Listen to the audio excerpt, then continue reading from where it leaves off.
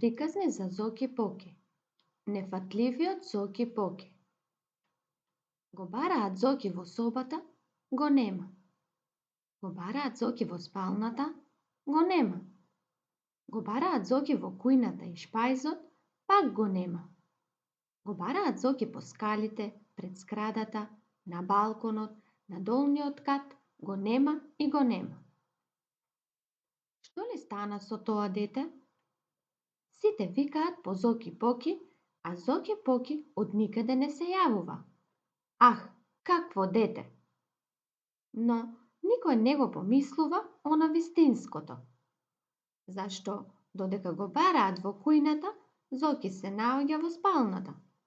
Кога тие ќе појдат во спалната, тој е веќе во шпајзот.